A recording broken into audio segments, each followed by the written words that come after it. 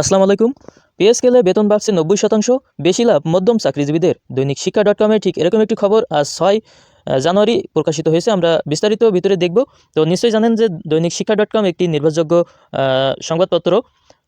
Commission সূত্র জানায়, বেতন কাঠামো চূড়ান্ত পাণ্ডুলিপি প্রস্তুত, আগামী সপ্তাহে তা আনুষ্ঠানিকভাবে অর্থ উপদেষ্টার কাছে জমা দেওয়া হবে। দীর্ঘদিনের অপেক্ষার অবসান ঘটতে যাচ্ছে সরকারি চাকরিজীবীদের। বহুল আলোচিত নবম জাতীয় পে স্কেল বাস্তবায়নের চূড়ান্ত ধাপে পৌঁছেছে সরকার।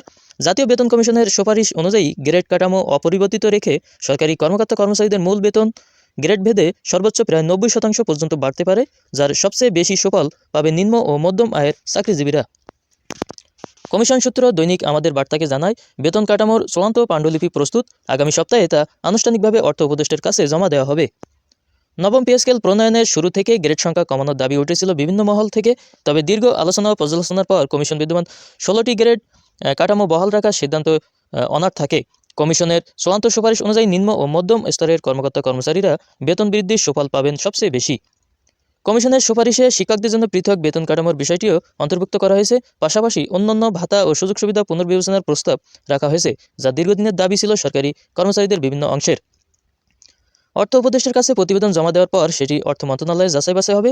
এরপর উপদেষ্টা পরিষদের অনুমোদন সাপেক্ষে চূড়ান্ত সিদ্ধান্ত নেওয়া হবে। সবকিছুই এখন সরকারের উচ্চ পর্যায়ের সিদ্ধান্তের উপর নির্ভর করছে। নতুন পে স্কেল অনুমোদিত হলে কয়েক দশকের মধ্যে সরকারি চাকরিজীবীরা সবচেয়ে বড় বেতন কাঠামোগত পরিবর্তনের সুফল পাবেন। তো এই ছিল আজকের আপডেট। তো নিশ্চয়ই এরকম খুশির খবরে সরকারি চাকরিজীবীদের মনে স্বস্তির আভাস মিলবে। তো এই খবর যদি সত্যি হয় তাহলে সরকারি চাকরিজীবীদের জন্য একটি সুখবর এটি। তো আশা করি সরকারি চাকরিজীবীদের দীর্ঘদিনের যে বেতন বৈষম্য এবং যে নিম্ন গ্রেডে যারা চাকরিজীবী রয়েছেন তাদের যে বেতন, সেই বেতনে সংকলন না হওয়ায় সরকারি চাকরিজীবীরা দীর্ঘদিন ধরে দাবি দেওয়া করে যাচ্ছে পে স্কেলের জন্য। তো সেটি সরকারের আমলে নিয়ে দ্রুত পে স্কেল বাস্তবায়ন করে নির্বাচনের আগেই যাতে কার্যকর করতে পারে, সেই কামনা বাসনা কিন্তু সরকারি চাকরিজীবীদের মধ্য থেকে দীর্ঘদিনের রয়েছে। তো সেটি পূরণ হোক। তো পরবর্তী সব আপডেট পেতে অবশ্যই আমাদের চ্যানেলটি সাবস্ক্রাইব করে রাখবেন আর লাইক দিয়ে কমেন্ট করে অবশ্যই মতামত জানাবেন। ধন্যবাদ সকলকে।